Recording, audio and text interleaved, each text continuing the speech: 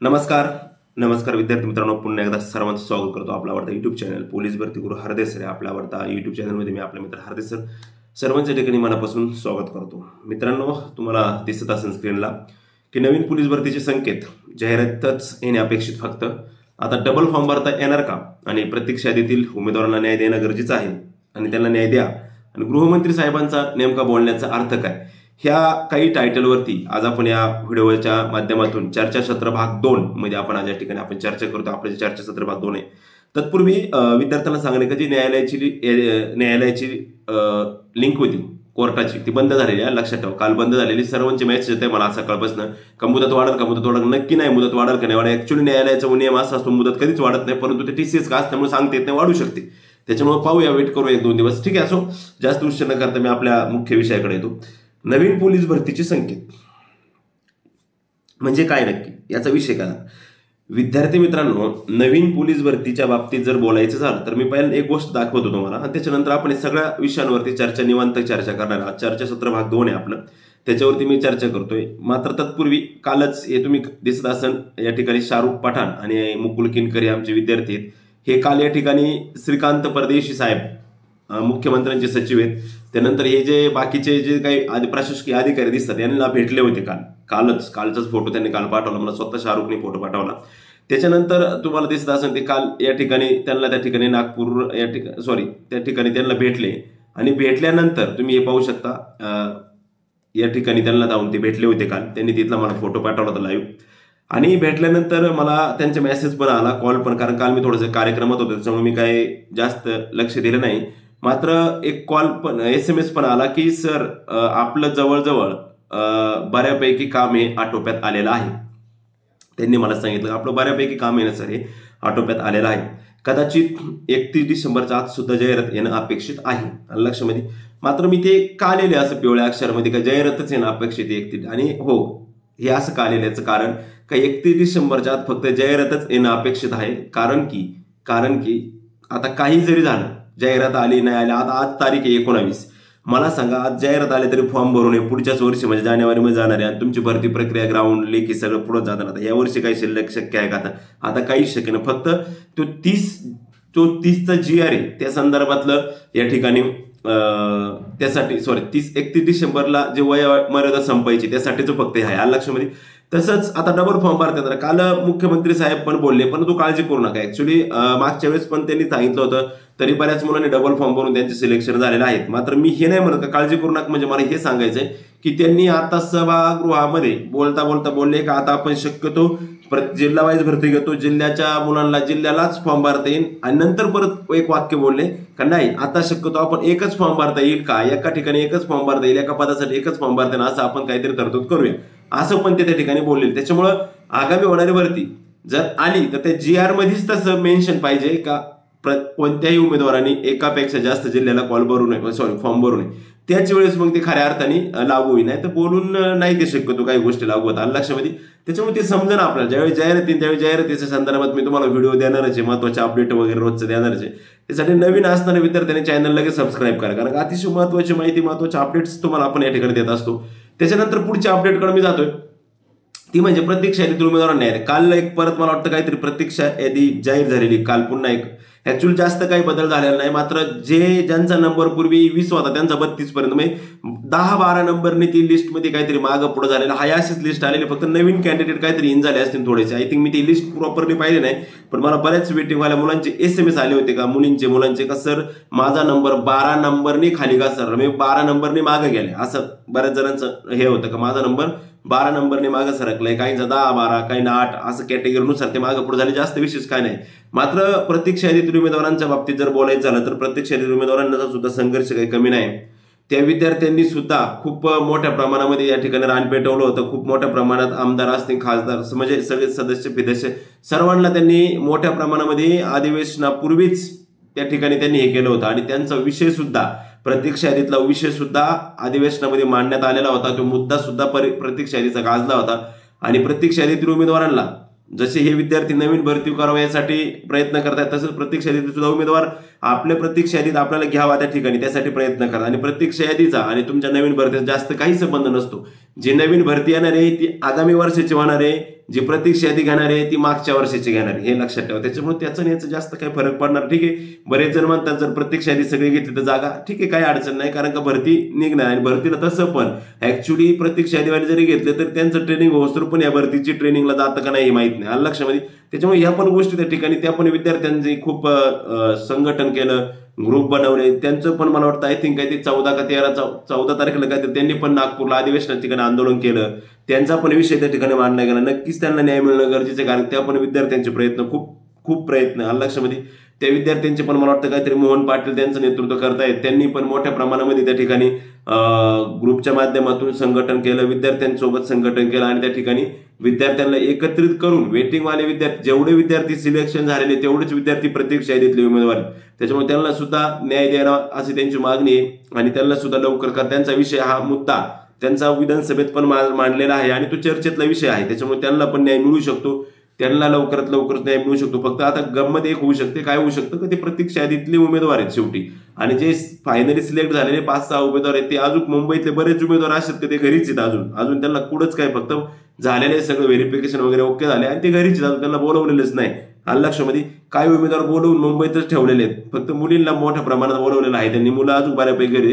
त्याच्यामध्ये यांची प्रोसेस जानेवारी-फेब्रुवारी पर्यंत झाल्यानंतर नक्कीच तुम्हाला घेतलं जाईल किंवा तुमचा पण विचार होईल, कारण का शेवटी आता आपलं काम राहते प्रयत्न करणं. लक्षामध्ये घ्यायचं ना घ्यायचं तो विषय तो प्रशासनाचा आला, तिथल्या यांचा आला, लक्षामध्ये सिस्टीमचा आला. त्याच्यामुळे पण वाटतंय का मोठ्या प्रमाणात घेतील, कारण का वेटिंग लिस्टवरती का विचार केला जातो, कारण का कंपल्सरी याद्या चेंज होऊन येतात. तुम्ही बघा आता हीच यादी आली होती काही दिवसापूर्वी, यादी परत चेंज होऊन आली, म्हणजे याचा अर्थ असा आहे का तुमच्या वेटिंग लिस्टवरती त्या ठिकाणी कुठल्या तरी प्रमाणात चर्चा चालू आहे किंवा तुमच्या वेटिंग लिस्टच्या संदर्भात त्या ठिकाणी काहीतरी म्हणजे काय म्हणतात प्रोसेस मध्ये आहे काहीतरी, कारण का त्याशिवाय ह्या याद्या वगैरे डिक्लेअर होणार नाही किंवा काय होणार नाही. कारण का जर ते म्हणतात का हाय त्यांनाच घ्यायला, मग हाय त्यांनाच घ्यायला तर तुम्ही हाय त्यांचा विचार करा नाही, वेटिंग लिस्ट याद्या बिद्या वेटिंग लिस्ट कशाला करू राहिलेत ना. याच्यातून समजतं का वेटिंग लिस्टची सुद्धा प्रोसेसमध्ये चालू आहे. वेटिंग लिस्टला पण लवकर दमादमाने थोडासा संयम ठेवून आपण सगळ्या गोष्टी होऊन जातील आणि वेटिंग लिस्टला सुद्धा लवकर आणि वेळेत त्या ठिकाणी तुम्हाला बोलवलं जाईल. आणि लक्षामध्ये डबल फॉर्म आता भरता येणार नाही असं स्वतः गृहमंत्री साहेब विधिमंडळात जरी बोलले असले तरी ते सगळं स्पष्ट होईल. आपल्याला ज्यावेळेस जाहिरात येईल त्याच्या वेळेस ते सगळंपणे पूर्णपणे आपल्याला त्या ठिकाणी काय ते स्पष्ट होईल. आता फक्त एकच हे, आता सध्या मी बाकी गोष्टी बोलतोय. आता आज तारीख आहे 19 डिसेंबर, 29 डिसेंबर म्हणजे 10-12 दिवस राहिले फक्त हा महिना वर्ष संपायला. आणि जर 28 डिसेंबरच्या आज जाहिरात आली 28 डिसेंबरच्या तरच बऱ्याच विद्यार्थ्यांना त्याचा फायदा काय देणार आहे. मात्र मी त्या विद्यार्थ्यांनाही सांगू इच्छितो जर 28 डिसेंबरच्या पुढे जाहिरात जायला नकोच आहे, पण जर मे बी जर गेली जाहिरात पुढं तर परत तो GR बदलावा लागेल आपल्याला, ते वयावाढी संदर्भात परत 31 डिसेंबर 2024 करावं लागेल. तर मग त्या बाकीच्या विद्यार्थ्यांना संधी भेटेल का ज्या विद्यार्थ्यांनी खऱ्या अर्थाने आंदोलन पेटवलं होतं, ज्या विद्यार्थ्यांनी खऱ्या अर्थाने प्रत्येक ठिकाणी पळपळ केली त्या विद्यार्थ्यांना जर संधी मिळायची असेल परत तू 3 मार्च 2023चा GR आहे तो GR परत चेंज करावं लागेल आणि तू 31 डिसेंबरचा GR तिथून आपल्याला तो चेंज करून हे करावं लागेल. त्यासाठी पण परत प्रयत्न करणं गरजेचं. त्याच्यामुळे 28 डिसेंबर जाहिरात आली तर जाहिरात ज्या दिवशी पडली त्या दिवशी तुमचं वय जरी असतं तरी त्या ठिकाणी एलिजिबल होतं, परंतु 10-12 दिवस राहिलेले आहेत. आणि दुसरी गोष्ट म्हणजे का त्यांनी जो 10 ऑक्टोबरला एक आकृतीबंध घेतला होता पोलिसांनी, त्यांना पब्लिश केला होता गृह मंत्रालयाने. त्याच्यानंतर 19 नोव्हेंबरला एक आकृतीबंध पब्लिश केला होता. हे 29 नोव्हेंबरला आय थिंक हे 2 आकृतीबंध पब्लिश केल्यानंतर त्यांच्या असं लक्षात आलं की ह्या दोन्ही पण आकृतीबंधामध्ये खूप तफावत आहे मोठी. जागा तर वेगळ्याच आहेत, आकृतीबंध तर वेगळाच आहे. म्हणून त्यांनी 15 डिसेंबर पासून सगळ्या महाराष्ट्रातील SP कार्यालय CP कार्यालय सगळ्यांच्या बैठका चालू केलेल्या आहेत. तिथं त्यांची मिटिंग रोज त्यांनी ते ठरवून दिलं. त्याच्या संदर्भात पण एक परिपत्रक आलं आपलं, त्याच्या संदर्भात पण व्हिडिओ आहे. तातडीने बैठकी बोलावलेल्या आहेत त्या, कारण नक्की खरंच अहमदनगरमध्ये जागा किती रिक्त आहे, नाशिकमध्ये जागा किती रिक्त आहे. जो आकृतीबंध दाखवा त्याच्यामध्ये त्या जागा, आणि आकृतीबंधामध्ये फक्त पोलीस शिपायाच्या जागा येत नाही, आकृतीबंधामध्ये संपूर्ण जागा येतात, सर्व जागा आकृतीबंधामध्ये येत असतात, फक्त पोलीस शिपाई पदाच्या जागा आकृतीबंधामध्ये येत नाही. ही पहिली गोष्ट क्लिअर करतो तुमच्या लक्षामध्ये. म्हणजे आकृतीबंध जर 40,000चा असेल त्याच्या पोलीस शिपायाच्या 15 ते 20,000 जागा राहतात, बाकीच्या कर्मचाऱ्यांच्या पण त्यांच्या क्लास 1 पासून तर डायरेक्ट D पर्यंत क पर्यंतच्या जागा त्यामध्ये आकृतीबंधामध्ये त्यांनी मेन्शन केलेल्या असतात लक्षामध्ये. इव्हन नॉन टेक्निकच्या पण जागा त्यामध्ये असतात लक्षात. त्याच्यामुळे मग ते आकृतीबंधाचं काही एवढं हे नका करू. दुसरी गोष्ट सगळ्यात महत्वाची म्हणजे प्रत्येक यादीत उमेदवाराला न्याय. आणि हा प्रत्येक यादीत उमेदवार माझा कायम सपोर्ट होता, इथून पुढे नक्कीच तुम्हाला कायम माझा ऑलवेज सपोर्ट राहील, त्याबद्दल कुठलेच नाही. विद्यार्थी आपलेच असतात सगळे, प्रत्येक यादीतले असलेले विद्यार्थी आपलेच आहेत आणि हे पण विद्यार्थी आपलेच आहेत लक्षामध्ये. त्याच्यामुळे सपोर्ट कायम राहील. सर्वच विद्यार्थ्यांना माझा सपोर्ट असतो, सर्वांना सपोर्ट आहे, कारण का सर्वांनाच प्रत्येकाचं स्वप्न असतं, त्याच्यामुळे त्याच काही विषय नाही. त्यानंतर राहिला प्रश्न म्हणजे की आता जाहिरात येते की नाही याच्याकडे सर्वांचं लक्ष लागलेलं. आता जाहिरात 28 डिसेंबरच्या आसपास येणं गरजेचं. हा तर पण जाहिरात येणं मी शक्य आहे, नाही असं नाही, परंतु आकृतीबंधाच्या ज्या बैठका बोलावलेल्या आहेत त्या पूर्ण राज्याच्या, त्या बैठकाच 29 डिसेंबरला संपू राहिलेल्या आहेत. अलग लक्षात, त्या बैठकाची 29 का 30 डिसेंबरला संपत आहे. मला वाटतं 10-15 दिवस त्या बैठका चालणार. त्यांनी ठरवून दिलं, नाशिकला कधी, नगरला कधी, पुण्याला कधी, असं ठरवून दिलेले. आणि त्या डीजीपी सोबतच्या ज्या बैठका आहे त्या बैठका चालणार 29 तारखेपर्यंत. त्याच्यामुळे जाहिरातीचं थोडंसं मागं पुढं होण्याची दाट शक्यता मला तरी वाटते. कारण जर 10 दिवसात जाहिरात यायची म्हटलं तर ते लय तत्पर गतीने, शीघ्र गतीने सगळी कामं 4-5 दिवसात उरकून करावं लागेल. आणि येणं अपेक्षित आहे, कारण का मुलांनी प्रयत्न केलेले आहेत खूप. आणि तुम्हाला हे सांगतो, या आंदोलन करणाऱ्या विद्यार्थ्यांनी, प्रतीक्षा यादीतील आंदोलन करणारे विद्यार्थी आणि पोलीस भरती 31 डिसेंबरच्या आंदोलन करणाऱ्या विद्यार्थ्यांना खरंच सॅल्यूट आहे, मानाचा सलाम तुम्हाला. कारण तुम्ही जर ही चर्चा करत नव्हते, तुम्ही जर निवेदन देत नव्हते, तुम्ही जर कुठल्याच परिस्थितीत काही करत नव्हते ना बाळांनो, तर विधिमंडळात यावर्षी पोलीस भरतीचं चर्चा सुद्धा झाली नसती, ना वेटिंगवाल्याची ना याची.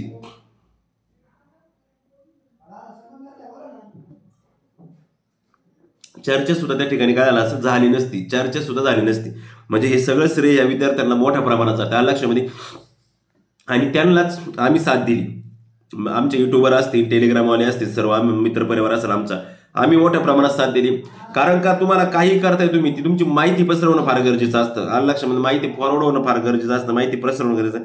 आणि ती माहिती आम्ही आमच्या पद्धतीने मोठ्या प्रमाणात पसरवण्याचं काम केलं. त्याच्यामुळे काय झालं की कुठल्या प्रकारच्या जास्त काही अडचणी त्यांना आणल्या, माहिती बऱ्याच विद्यार्थ्यांपर्यंत गेला. माझाच वैयक्तिक जवळजवळ लाखभर विद्यार्थ्यांचा संपर्क असेल, म्हणजे माझा सोशल मीडियाचा कॉन्टॅक्टचा. त्याच्यामुळे सर्वांपर्यंत माहिती पाठवण्याचं काम केलं, माहिती गेली. त्याच्यामुळे त्याला यश पण चांगल्या प्रकारे आले. आणि दोन्हींना पण ग्रीन सिग्नल आहेत. लक्षामध्ये रेड सिग्नल नाही, ग्रीन सिग्नल लागलेले हिरवा झेंडे आहेत.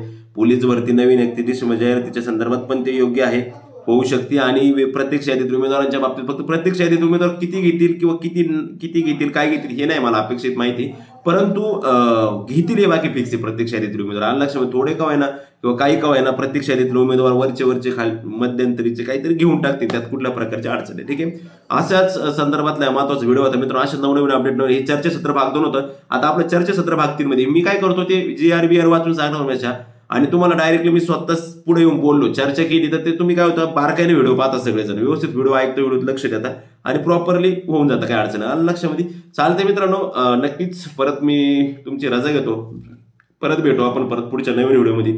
तोपर्यंत मी थांबतो. जय हिंद, जय भारत. नक्कीच नवीन व्हिडिओ घेऊन. नमस्कार मित्रांनो, आपण जर पोलीस भरतीची आगामी येणाऱ्या पोलीस भरतीची तयारी करत असाल तर आपल्यासाठी अतिशय आनंदाची बातमी म्हणजे मिशन खाकी बॅच 1 तुमचं पोलीस होण्याचं स्वप्न साकार करा गुरुकुल सोबत. विद्यार्थी मित्रांनो, अतिशय महत्त्वपूर्ण अशी बॅच 50% वापर मित्रांनो. या बॅचला विक्रम बोंद्रे सर आणि यांची संपूर्ण टीम या ठिकाणी कार्यरत आहे मित्रांनो. आणि हे जे तुम्हाला एज्युकेटर दिसतात हे संपूर्ण महाराष्ट्रातील टॉप एज्युकेटर मित्रांनो, की ज्यांना खूप मोठ्या ऑनलाईन प्लॅटफॉर्मवरती शिकवण्याचा प्रदीर्घ असा अनुभव आहे मित्रांनो. सर्वात महत्त्वाचं म्हणजे ह्या बॅचचे 2 वैशिष्ट्य. एक वैशिष्ट्य म्हणजे का बॅच एवढ्या स्वस्तामध्ये असणारी महाराष्ट्रातली एकमेव बॅच म्हणजे मिशन खाकी बॅच 1. आणि दुसरी गोष्ट म्हणजे का तुम्हाला अनलिमिटेड व्हिडिओ ॲक्सेस, तुम्ही किती वेळा लेक्चर पाहू शकता, कुठल्याच प्रकारची अडचण नाही. कारण की अतिशय महत्त्वपूर्ण असं किती वेळा तुम्ही लेक्चर पाहू शकता. तुम्हाला एक टॉपिक कळलं तुम्ही 100 वेळा त्या टॉपिकचं लेक्चर 1 वर्षभरामध्ये पाहू शकता. 500 रुपयामध्ये वर्षभर असणार एक बॅच म्हणजे मिशन खाकी बॅच 1 मित्रांनो. 1 वर्ष कालावधी असणार आहे. आणि या बॅचला प्रवेश घेण्यासाठी तुम्हाला 8600 60 37 15 8600 60 3715 या नंबरवरती संपर्क करायचा आहे. आणि विशेष म्हणजे 500 रुपयात सर्व विषयाची एकच फी मध्ये उपलब्ध आहे. सर्व विषय तुम्हाला या ठिकाणी शिकवणार आहे. Online batch plus live record batch. आगामी होणारी पोलीस भरती असेल,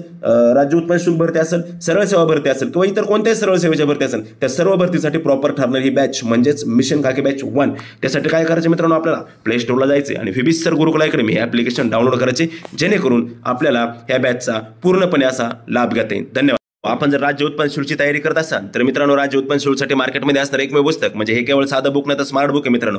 TCS IBPS पॅटर्ननुसार असणार, ऑनलाईन पॅटर्ननुसार घेण्यात येणार, सर्व परीक्षांसाठी अत्यंत उपयुक्त असणार राज्य उत्पन्न शुल्क विभाग भरती, दारूबंदी, पोलीस संपूर्ण मार्गदर्शन, विशेषतः महाराष्ट्र दारूबंदी अधिनियम 1949 संपूर्ण माहिती समावेश. The smart book, the next generation smart book, one stop solution असणार मित्रांनो, ऑल इन वन. सामान्य असन, अंकगणित असन, बुद्धिमत्ता असन, मराठी असन, इंग्रजी असन, संपूर्ण मित्रांनो यामध्ये तुम्हाला पाहायला मिळणार आहे.